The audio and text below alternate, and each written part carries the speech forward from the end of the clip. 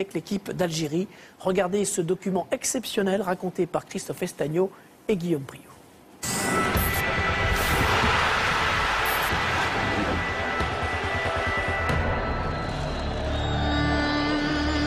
Joueurs, 40 millions d'Algériens et bien plus qu'un match de football.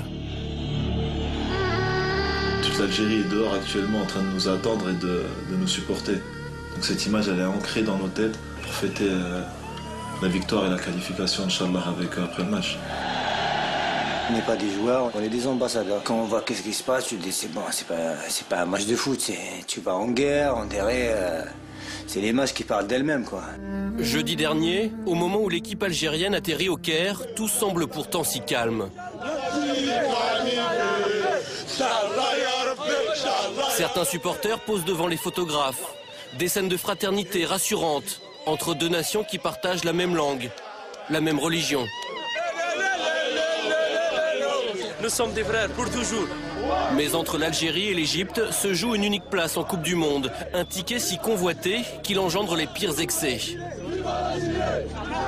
Un piège se prépare. Des supporters égyptiens incontrôlables et des policiers débordés, incapables de protéger les Algériens. C'est la police qui a frappé là. Ils nous ont attaqués là. Au lieu de nous protéger, ils ont commencé à nous frapper. Ça se peut pas. Ça se peut pas.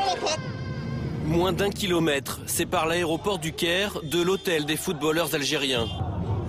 Un trajet à haut risque, filmé par l'un des joueurs sur son téléphone portable.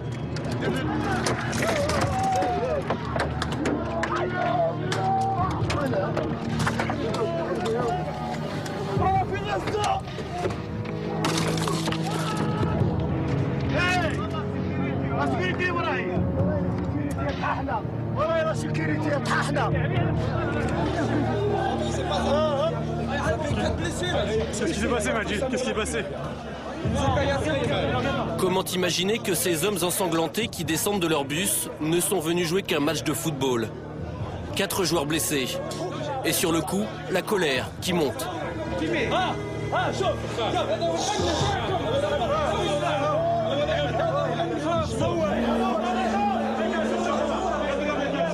Imagine un joueur, il prend ça dans la tête. Imagine.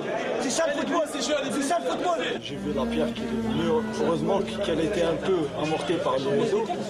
Et après, on est rentré dedans. Quand on sonnait, je me suis caché. Comme tous les autres, ça venait de partout. Il y a un morceau de verre qui a pénétré à l'intérieur de la plaie. On attend pour la suturer. Il y a qu'il y ait une constatation de la FIFA. Et après, ils te disent, on est des frères. Quels frères? Ça, c'est des frères? Regarde l'accueil. Quel accueil? Ils te disent l'Algérie. Quel accueil? Là, en Algérie, on n'a touché personne. En Algérie. Il n'y a personne qui t'est touché. Ça, parce qu'ils voient les gens, c'est pas un joueur. Après, ils te disent, on est des frères. On n'est pas des frères. On va la gagner. On va la gagner. On va gagner. On va gagner.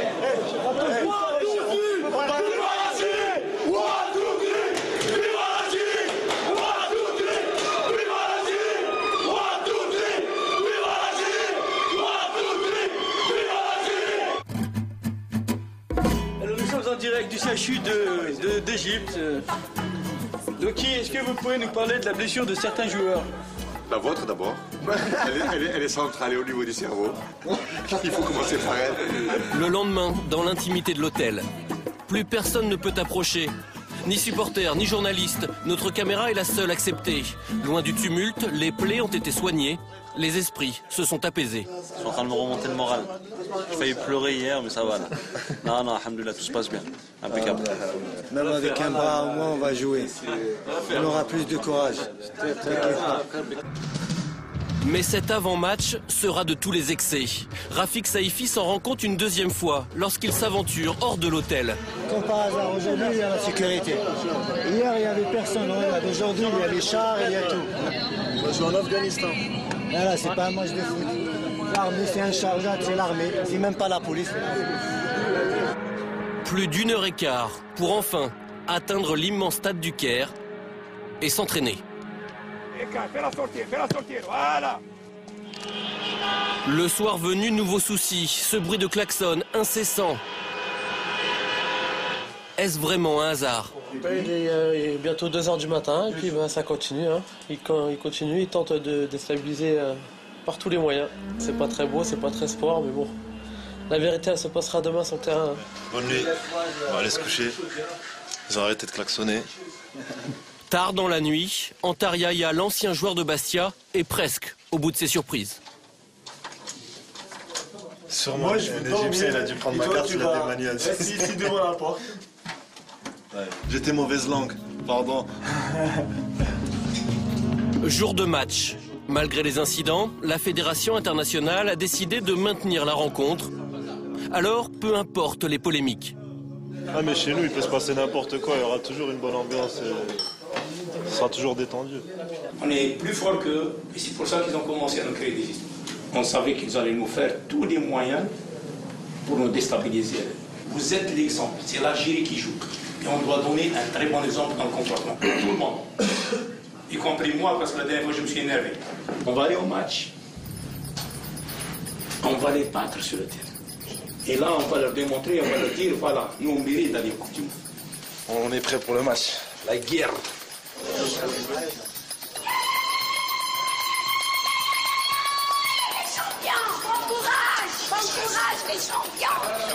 Partout à Alger, partout dans le pays, des places de village au restaurant, un peuple espère. Devant les écrans, les Algériens n'entendront pas leur hymne, couvert par les sifflets de 80 000 Égyptiens. Mais ils assistent aussi impuissants que leur équipe nationale, au pire scénario possible. Première alerte dans le périmètre algérien, ça a failli être l'ouverture du score. Et Lounas Gawawi en 2 temps. Le premier but des Pharaons, dès la 2e minute. Une défaite par un but d'écart qualifie toujours l'Algérie. Mais il suffit que l'Égypte marque une 2e fois pour que les deux équipes se retrouvent à égalité parfaite au classement. Tout serait remis en cause, un match d'appui deviendrait nécessaire. On joue la dernière minute du match. C'est bien joué par Bouguera, une fois de plus. Oh là là, technique, oh là là là là. Égalisation égyptienne alors qu'on jouait les arrêts de jeu. Ainsi est fait le football.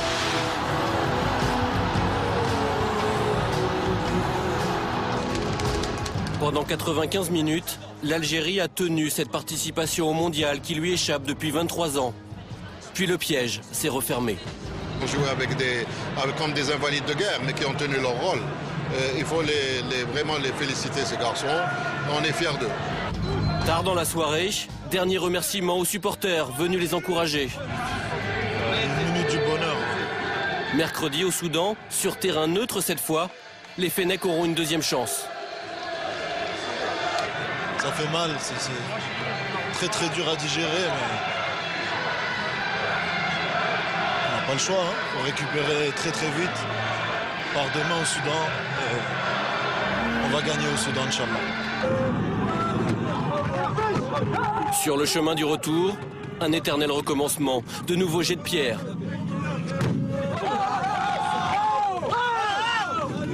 Mais cette fois du fond du bus, malgré la tristesse, malgré la colère, s'élèvent quelques chants comme une réponse aux attaques, comme un signe de plus